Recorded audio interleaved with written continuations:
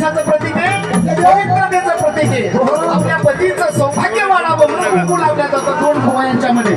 पण आता काय कुंकू गेलं, कुंकूची कुंकू गेलं, आता कुंकू गेलं, टिकली आली. टिकलीचं महात्म्य कसं? टिकलीचं टिकली, टिकली तर एकदा का हुकली की जन्मात मुकली, तिचं नाव टिकली. म्हणून काय लावलं पाहिजे? आज जेवढ्या महिला ऐकतात गोंधळ आमचा, तर प्रत्येक महिलांनी टिकली लावण्यापेक्षा कुंकू लावायचं. कोण कोण लावणार कुंकू? हात वरती करा.